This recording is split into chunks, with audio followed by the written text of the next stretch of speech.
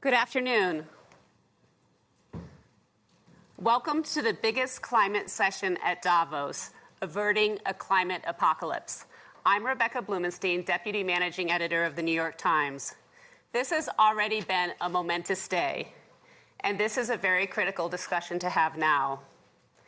It's been a year of prominent headlines on climate. Our job at the Times is to show it, not just to write it. The Australian fires consumed an area larger than the size of the entire state of West Virginia, and smoke from the fires was seen even in Chile. There's been record heat, droughts, flooding. It has now been officially confirmed that the past decade was the hottest on record. 2020 is an absolutely pivotal year for our world's climate. Some are even calling it the year of truth.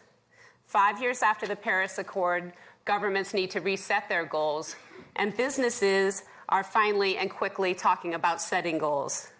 We're running out of time to limit warming to 1.5 degrees and to avoid 2 degrees. Scientists say we need to keep warming below 1.5 to avoid the very worst impacts on all of us, and the more we delay, the harder it becomes. We have top voices from across the world to discuss the urgency of the situation and next steps.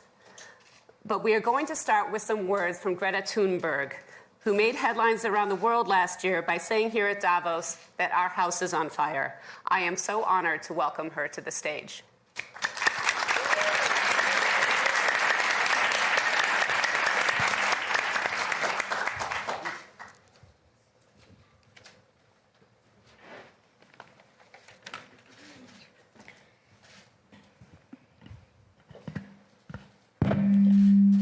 Sorry. 1 year ago, I came to Davos and told you that our house is on fire. I said I wanted you to panic. I've been warned that telling people to panic about the climate crisis is a very dangerous thing to do. But don't worry, it's fine. Trust me, I've done this before, and I can assure you it doesn't lead to anything. And for the record, when we children tell you to panic, we're not telling you to go on like before. We're not telling you to rely on technologies that don't even exist today at scale and that science says perhaps never will. We are not telling you to keep talking about reaching net zero emissions or carbon neutrality by cheating and fiddling around with numbers. We're not telling you to offset your emissions by just paying someone else to plant trees in places like Africa, while at the same time forests like the Amazon are being slaughtered at an infinitely higher rate. Planting trees is good, of course, but it's nowhere near enough of what is needed, and it cannot replace real mitigation and rewilding nature. And let's be clear, we don't need a low-carbon economy. We don't need to lower emissions. Our emissions have to stop if we are to have a chance to stay below the 1.5 degree target. And until we have the technologies that at scale can put our emissions to minus, then we must forget about net zero. We need real zero. Because distant net zero emission targets will mean absolutely nothing if we just continue to ignore the carbon dioxide budget that applies for today, not distant future dates. If high emissions continue like now, even for a few years, that remaining budget will soon be completely used up. The fact that the USA is leaving the Paris Accord seemed to outrage and worry everyone, and it should. But the fact that we are all about to fail the commitments you signed up for in the Paris Agreement doesn't seem to bother the people in power even the least. Any plan or policy of yours that doesn't include radical emission cuts at the source starting today is completely insufficient for meeting the 1.5 or well below 2-degree commitments of the Paris Agreement. And again, this is not about right or left. We couldn't care less about your party politics.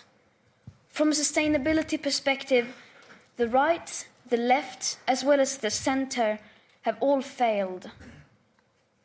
No political ideology or economic structure has been able to tackle the climate and environmental emergency and create a cohesive and sustainable world. Because that world, in case you haven't noticed, is currently on fire. You say children shouldn't worry. You say, just leave this to us. We will fix this. We promise we won't let you down. Don't be so pessimistic. And then, nothing. Silence. Or something worse than silence. Empty words and promises which give the impression that sufficient action is being taken. All the solutions are obviously not available within today's societies, nor do we have the time to wait for new technological solutions to become available to start drastically reducing our emissions. So, of course, the transition isn't going to be easy. It will be hard, and unless we start facing this now, together with all cards on the table, we won't be able to solve this in time. In the days running up to the 50th anniversary of the World Economic Forum, I joined a group of climate activists demanding that you, the world's most powerful and influential business and political leaders, begin to take the action needed. We demand at this year's World Economic Forum participants from all companies, banks, institutions and governments immediately halt all investments in fossil fuel exploration and extraction, immediately end all fossil fuel subsidies, and immediately and completely divest from fossil fuels. We don't want these things done by 2050, 2030, or even 2021. We want this done now. It may seem like we are asking for a lot, and you will, of course, say that we are naive. But this is just the very minimum amount of effort that is needed to start the rapid sustainable transition. So either you do this, or you're going to have to explain to your children why you are giving up on the 1.5 degree target. Giving up without even trying. Well, I'm here to tell you that, unlike you, my generation will not give up without a fight. The facts are clear, but they are still too uncomfortable for you to address. You just leave it because you think it's too depressing and people will give up. But people will not give up. You are the ones who are giving up. Last week, I met with Polish coal miners who lost their jobs because their mine was closed. And even they had not given up. On the contrary, they seem to understand the fact that we need to change more than you do. I wonder, what will you tell your children was the reason to fail and leave them facing a climate chaos that you knowingly brought upon them? That it seemed so bad for the economy that we decided to resign the idea of securing future living conditions without even trying? Our house is still on fire. Your inaction is fueling the flames by the hour. And we are telling you to act as if you loved your children above all else. Thank you.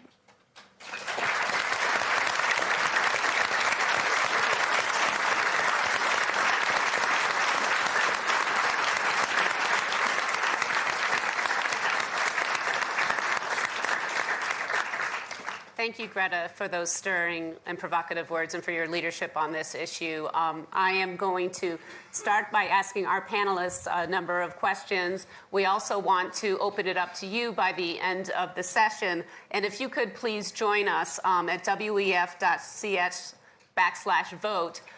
We will also get you registered because we'd like to take a couple polling questions in the middle of the session as well. Majun, I'd like to start with you. China is by far the largest emitter on Earth.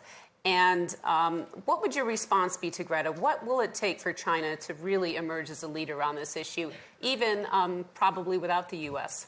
Yeah, I think I greatly salute Greta's efforts because it has helped to vastly increase the public awareness globally. I think the public must play a vital role, if we want to avert a climate crisis. And this is quite evident in China, during this economic development in China. Just like in the West, our fossil fuel consumption have vastly increased. From the year 2000 to 2011, just 11 years, our coal consumption have been tripled, burning half of the world's coal. And the original projection is for that volume to be doubled before we peak by 2040. Thinking about this is not sustainable at all. But Chinese people, our citizens, made their voice heard, when Beijing and the surrounding regions suffered from long stretch of smoggy days. Demanding for clean air, millions of citizens made on social media. And then the government responded by started monitoring and disclose PM 2.5 and then roll out a national clean air action plan. And I'm happy to report, through all this public-private partnership, during the past 7 years, Beijing's PM 2.5, the fine particles concentration, have dropped from 90 micrograms to 42 last year. So more blue skies. And during the process, the toughest issues of coal, China's coal consumption increase have been brought to an abrupt stop. Last 7 years, not much increase at all, stagnated.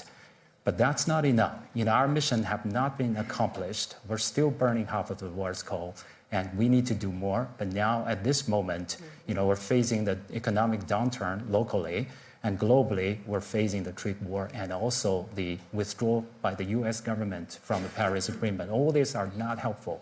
So we need to find innovative solutions which tap into the market power, which can balance growth and protection.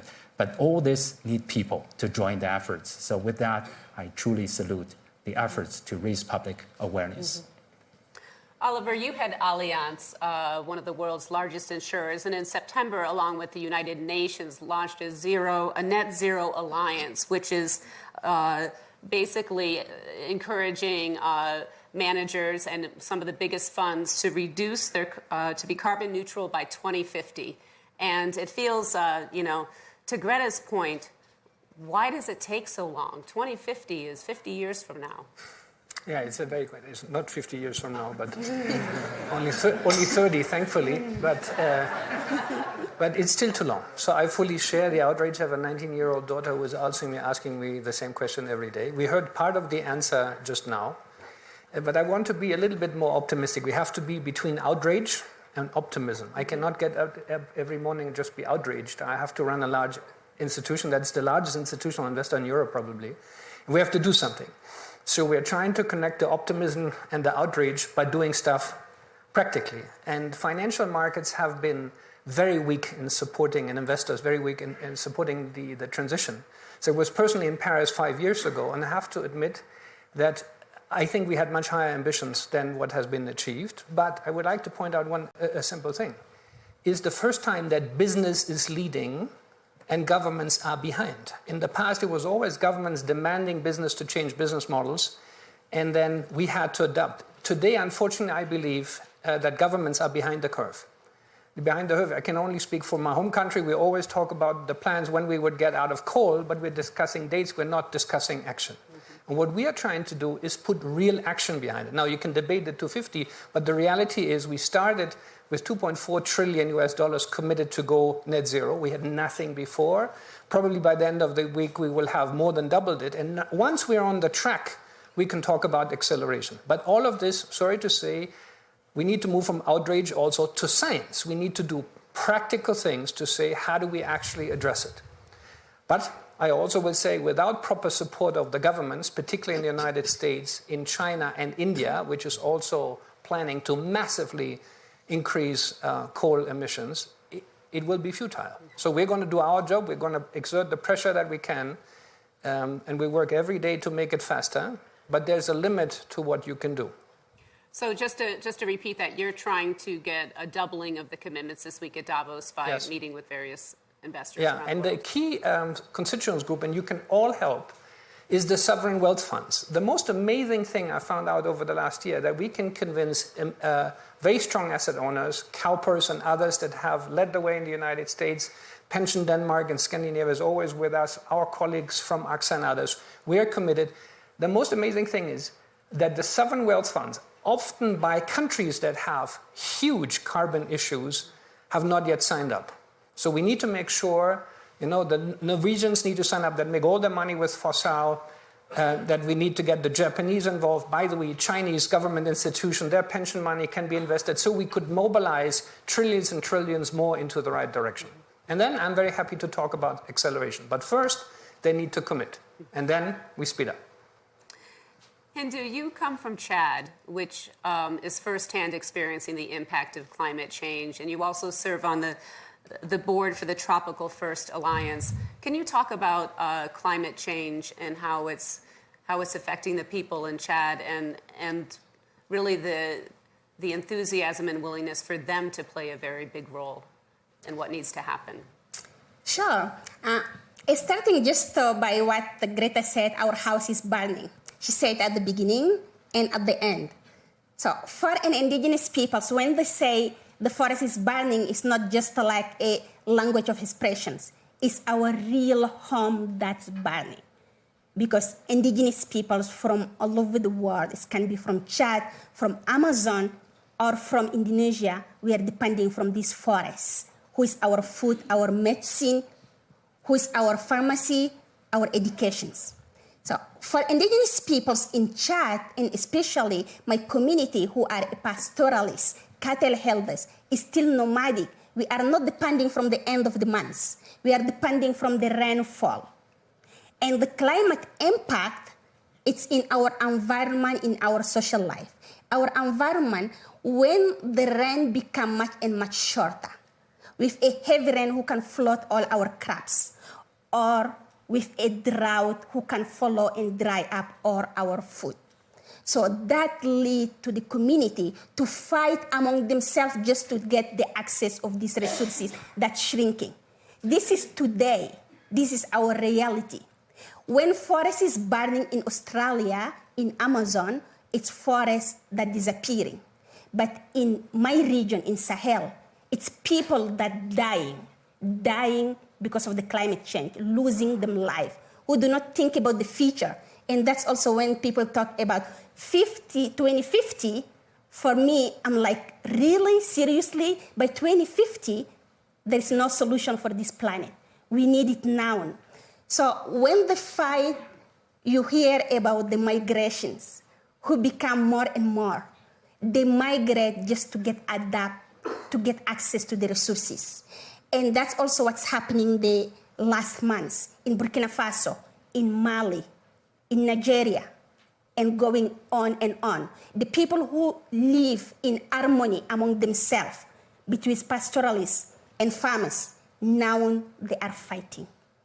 So the nature who protect us become an enemy for the peoples.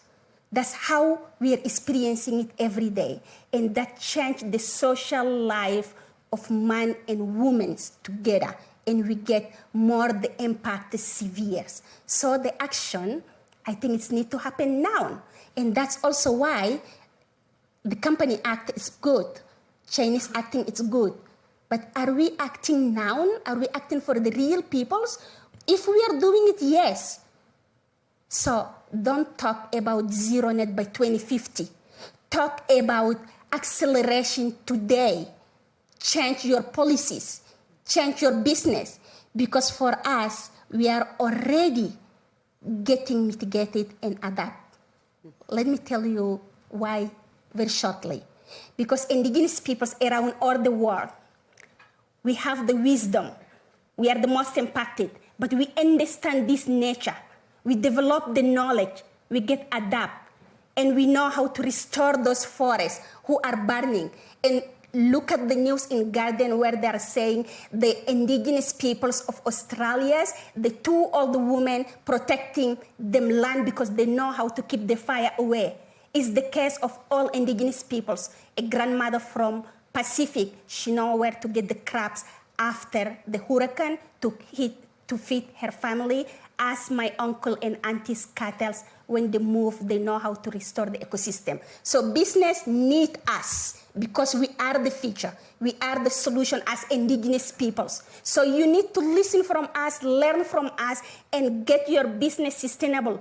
You cannot kill your partners because for us, the nature is our partners, we protect it.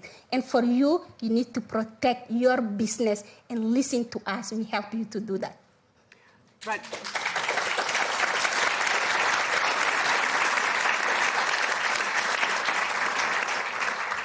Rajiv, you're the president of the Rockefeller Foundation and also worked in the Obama administration where you were known for working with both Democrats and Republicans. Is there any hope for climate not being a partisan issue? As Greta said, she doesn't really care about politics, but that's usually how it plays out.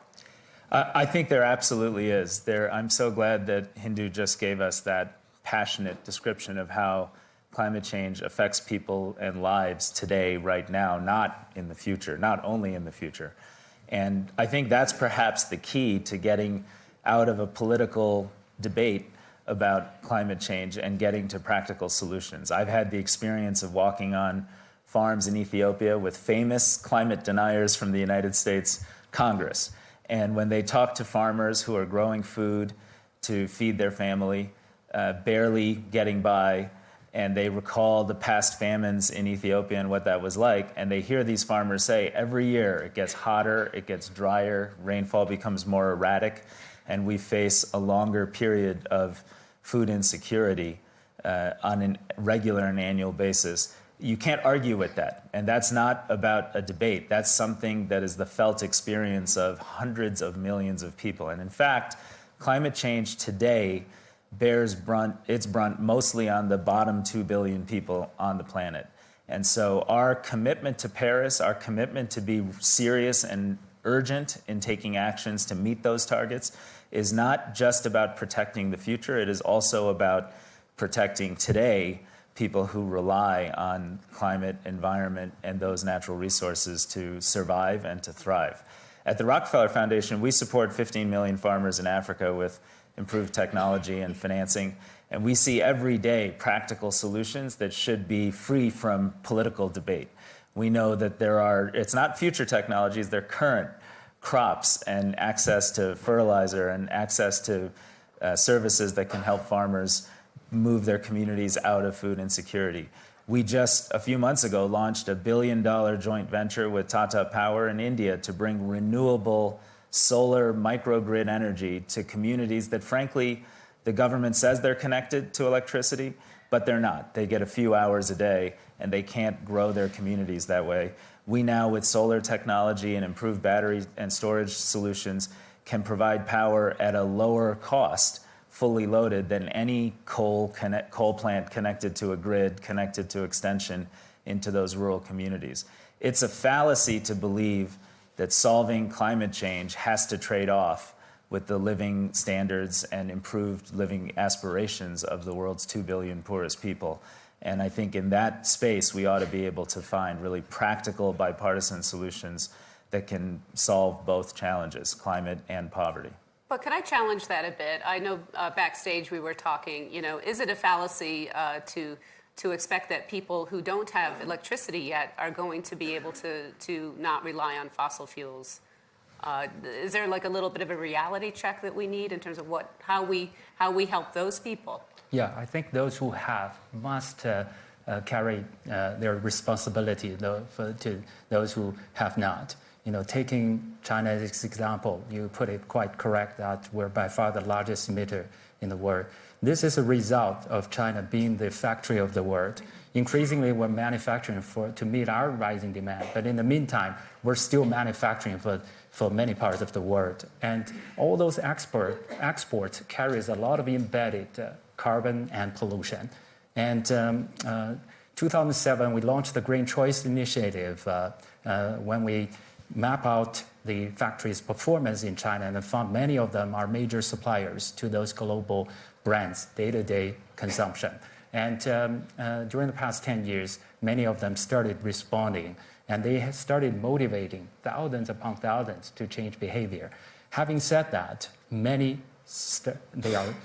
are many businesses which are not doing that. We're tracking 439 brands, and among them, 300 are not really want to even take a look at those violation records. We have 1.6 million records of violations compiled in our database. But if they compare the list, they can easily identify the problem. But many brands many businesses would not take a look at that. And more recently, the green finance policy in China have enabled, we respond to that and develop a dynamic environmental credit rating system. And 6 million factories can give dynamic ratings. And there are so many who claim that they want to go ESG investment.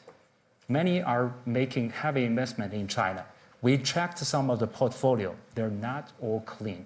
There are all this data available. I mean, are you really doing that?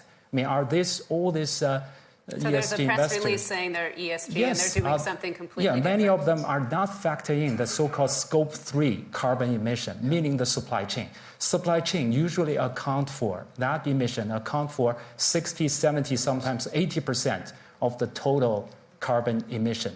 If we don't integrate that into the action, if we don't distribute that to factory of the world like China, and of course now to many other developing countries, then Paris Agreement, we won't be able to achieve that. So just keeping your global headquarters eco-friendly does not do it. Changing the light bulb or reduce some business traveling, that's not enough, because by far the largest emission is during the manufacturing process, and those dirty work, those heavy duties still being carried by China now, and some other countries going to take it over.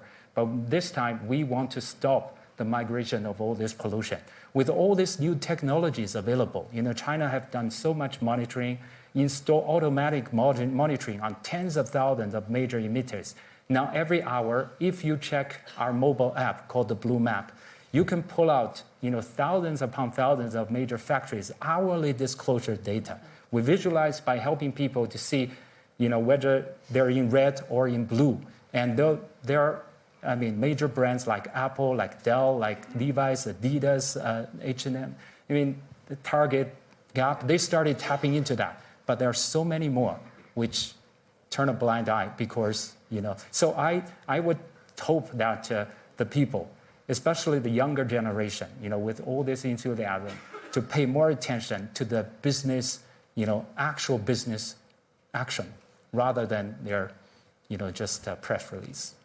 Oliver, why is it so hard to reduce this fossil fuels and to get business to really comply? We've just heard it. We have competing objectives, right? People want to have livelihoods. They want to grow. They come from very low living standards. And while we see that in China and other peoples of India, people says, I want electricity and I don't care whether it's coming from coal. And the pressures, but there's all excuses. I want to pick up on what we've just heard. The financial markets have to play a much bigger role, particularly banks also, in lending and others, not to give money to supply chains that do not listen. So what we really need is transparency, who's doing the right thing, rather than greenwashing. And it's very important that policymakers now make a decision and says, we want to understand what happens in your value chains in business. We are doing it individually. We're doing it with the Asset Owner Alliance. We're asking the businesses, but it's this 10 out of hundreds of trillions. So we need to make this change at scale. So I wish we get the support, not just this week, but others, to really increase it by 50-fold and not take 30 years to do it, but over the next 2 years. Because if there's no funding for the supply chains, there is no business model that can continue to pollute the world. Should companies be required to disclose their carbon emissions? They're not now. Absolutely. Absolutely. But we have many other things. For example, in Germany, we are taxing energy consumption. We are not taxing carbon footprint. So there's zero incentive to move out of fossils. So pretty please, for all the warriors, let's do some practical things that we can do. And even if reforestation was just criticized, in many, many countries, we are giving tax incentives for exactly the wrong type of forest to be built, not the ones that are sustainable for drought or for fire and others. We're actually fast-growing growth. So there's so many things that we can do tomorrow, but it has to be done. Hindu, President Trump just announced a pledge to build 1 trillion trees, I believe, in a reforestation initiative. Is that going to help? And could you talk about broadly the role that the natural world can play in reducing climate? Okay, well, I will come back to this one. Okay. But just I want to react in, we are having two separate words here. When we talk about people want the electricity, I'm like, seriously? People who didn't get food for themselves, who can eat 3 meals a day, are they going to think about having electricity that's going to add the bill for themselves? So I think we need to talk about this inequality between what is technology, what is development, what is the need of the peoples before to talk about how we can tackle climate change on energy or not. So developed countries need to shift and right now from the dirty energy, from coal or whatever, to the clean energy, but not for developing countries, because developing countries have the priority to eat first and then focus to the energy. Coming back to your questions. 3 trillions trees. When we talk about trees, I think most of the bigger power think planting a tree is the solution to the climate change. That's it. But planting trees, yes, we need to plant them. But how about keeping those who exist, the ecosystem who exists already? How about restore it? How about protect it? We can't give the excuse by planting 3 trillion trees and cutting those who can make a paper, who can make whatever that they want and make more money to them. That's the questions. So planting the trees is a second phase of the business. And we know how to do this restoration. Indigenous peoples in Amazon, when you go to them land, is the most diverse ecosystem. It's better than a national park because the government can't protect the national park from the fire or from the deforestation or from the illegal mining. But indigenous peoples can protect them land. That's why the ecosystem is more diverse there. It's the same in the Congo Basin because Chad, of course, is desert country, but it's part also of the Congo Basin. That's how we are protecting it. So we have the knowledge to do it. Let me give you one example on how we are restoring it. Like my grandmother is the best technology ever. Because she can predict the weather without having a cell phone or internet. She can predict the weather by observing the wind direction, by observing the birds' migration, by observing the tree flowers. She can tell her peoples from where they have to go to get water and pastures. So this technology to restoring her ecosystem can protect her peoples. And that's how we are getting protect. Even we are the most impacted, but we is still in our feet. And we are going to be in our feet for far. So let us restore this ecosystem and join all together, yes, to plant the trees after. Let me give you another example on trees. Quickly. Just a very short. Okay. The green world in Sahel. We say Sahel is a big land of desertification. But if community come together and each one of them take the responsibility of restoring his own land, that's the best way of planting trees. But not throwing millions of them, but giving the people's responsibility to make them themselves because they know it is them survival. So how I'm seeing this tree planting can be successful. Rajiv, how do you square this conflict between the developed world and the developing world and the role that each needs to play? You have big investments in Africa and in India. Well, and when I was in the Obama administration, was part of both the Paris Agreement and also the Sustainable Development Goals saying that we can achieve zero poverty by 2030. And both are in fact achievable and both can happen together. And it's not that difficult to figure out how. First, the 20 largest countries in terms of emissions are absolutely where efforts to get to zero emissions should start. And that is hard to imagine that being successful without government policy participation from China, the United States, and India. And right now, I'd say all three are going the wrong way. And even though China has done some things that are quite appropriate and notable, they're still financing 150 gigawatts of new coal plants in China, and much of it is actually in other countries around the world. The low-cost state-supported financing is in Kenya, it's in Guinea, it's in India, it's in Colombia. So I think it's important to recognize that this is a global issue, and the top 20 countries that emit have to have the politics and policies that say we're serious about getting to reduction. And with all due respect to corporations, it's very hard to see corporations using voluntary action to solve this problem. Second, I actually do think we have to refocus on the living standards and aspirations of the world's bottom 2 billion. And it is possible now to provide renewable-based energy to meet the growth needs of that population. And even recent World Bank studies from last year are already out of date in terms of their own assessment of where the lowest cost electrification strategy is from renewables. And I'm confident this year, in our one project in India, we'll be providing power based on solar mini grids to communities that have never had access to electricity at 15 cents a kilowatt hour. At that price, it beats every other alternative. And I have met women who have sewing machines and say, you know, I was finally able to get a electric sewing machine, double, triple my income, send my kids to school. A gentleman who works on a farm that's able to buy a rice huller and improve their post-harvest processing. Those are the kinds of things that will create employment, growth, and opportunity for the world's bottom 2 billion. And if we do not take their aspirations seriously as part of this effort, we're failing the other big challenge of our moment, which is the deep inequality that threatens the politics, that threatens us from being able to do things on climate that matter. And finally, I would just say, I do think there's a tremendous amount of space to move from divestment to investment. Rockefeller and a bunch of other foundations have moved away from fossil fuels in their direct investments. But even more important than that, having incentives to create investments so we have the trillions of dollars to create the technologies and the solutions that are necessary. It's not the only solution, but it has to be part of the picture, and we're proud to be associated with a number of those enterprises. I want to ask all of you some of your opinions. We're going to cue to a question over who has the biggest responsibility for reducing emissions. Is it government? Is it the business community? Or citizens? If you could That's hard to do. enter your responses. We're not seeing much for citizens here, which is interesting. Okay. That's fascinating. And if we could...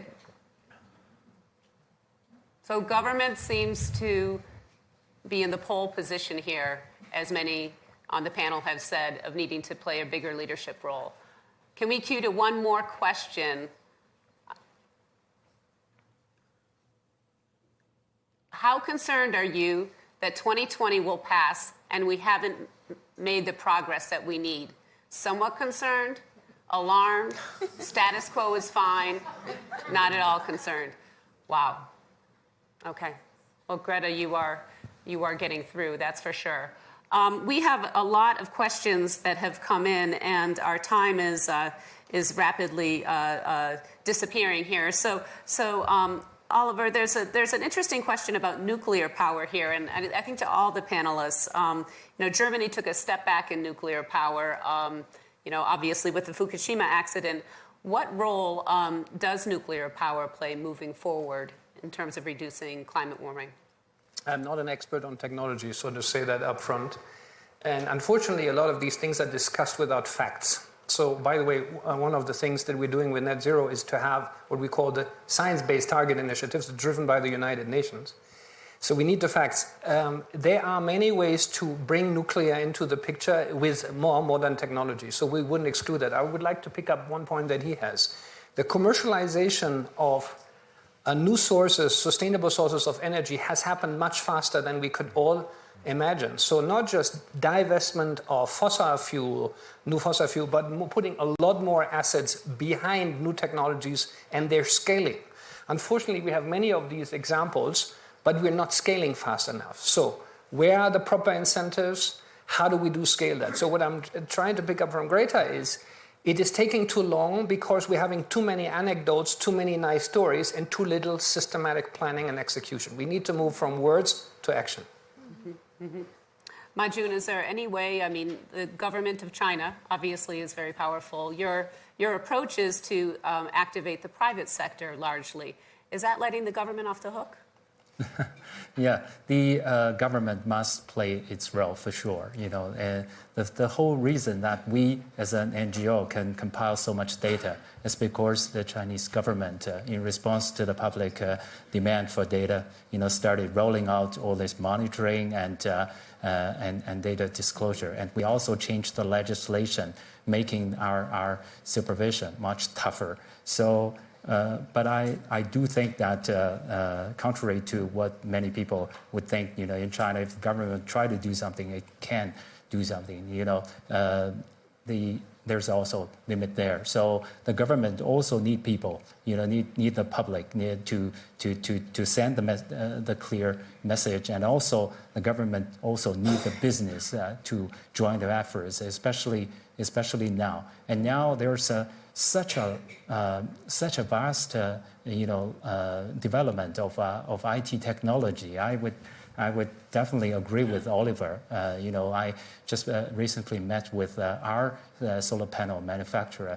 You know, during the past 10 years, there's a 90% drop of the cost, and they said they're on their way for another 90% drop. And we have the first solar panel, power plant, which can generate power electricity cheaper than the coal power plant. So I think all these are major opportunities, but we need motivation. We need incentive for this to be tapped. You know, all this technology is available. Nuclear, pushing the whole cost to the future generations, with all this spent fuel, disposal. So I do think that now, if we all, share this view that the house is, our house is burning, our whole planet home is in danger, then we need to, come together to make our voice heard, to motivate, as citizens, as consumers, you can do so much,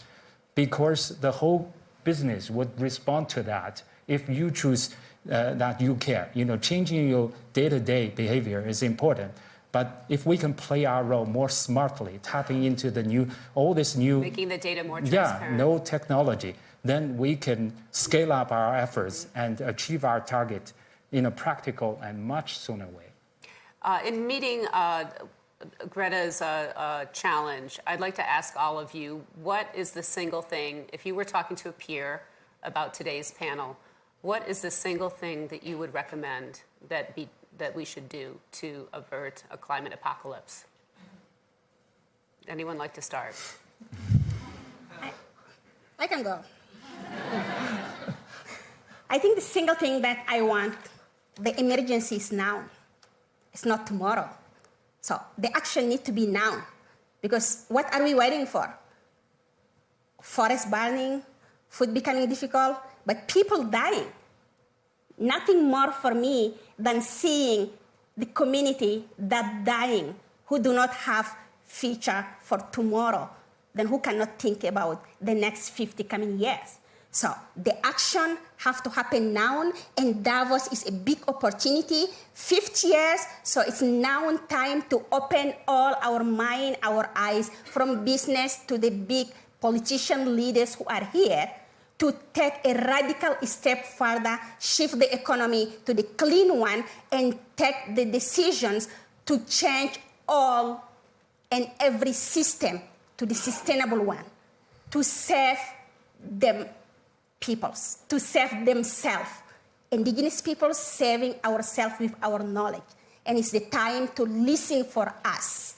Give us our place. We can talk and we know how to do it. We know how to protect it. So lie on our back, don't be in our face, and give us the way to act all together right now. Yeah, I want to say, of course, it sounds like advertising, but yeah, you're welcome to download the Blue Map app, and because you can see the word is, sometimes our home is on fire. We track the global kind of air quality, and most of the time, China, India, we're suffering from very severe air quality problem. But more recently, we started seeing in the Southeast Asia, Borneo, sometimes all this burning, Australia. And Amazon, Australia. It's hard to imagine. San Francisco, the LA, those California, there's bushfire. So we can see it's on fire. But in the meantime, you can see 3 million factories located on the digital map, color coding according to their level of performance. I challenge the business to look into that because we're tracking hundreds of brands also on the app. You can see as consumers or business leaders how they perform. I hope we can come together based on the data transparency. Very tough. Very tough. I don't want to say something that sounds great, but it's not doable. But I'm getting out. At the beginning of the week, we said, we'll be successful if we do 2x. We have to think as a startup and not like a 130-year-old company, which we are. We have to do 10x in terms of getting the commitments. And we'll try to do it as quickly as possible. So not just doubling, 10 times what you started with. And how long? We don't have 30 years. That's for sure. Rajiv. I think my big observation is that this takes all of us. And you had that chart that said it's 50-some% government and the rest private sector. At the end of the day, we need governments to set policies, make agreements, and live up to those commitments. And I agree with Greta's observation that we're nowhere near meeting those Paris commitments. As so many people felt they were insufficient as they were, and we're going to roll into Glasgow this year, at the end of this year, and I think people will see that we're just not on a path where people are living up to the commitments that were made just a few years ago. So governments have to offer real leadership. I applaud Alain's, and I think the private sector and companies have to take this on as well. But I also think citizens matter, and citizen activists that are putting this issue on the map and making it the cause of our time, citizen scientists who are inventing new solutions, citizen activists who are working with indigenous populations. It's so critical that we all think of this as something each of us has to do, including changing the way we eat, changing the way we buy products, changing the way we live our lives so that we can be part of the solution. I'd like you all to join me in thanking Greta and our panelists for a fascinating discussion.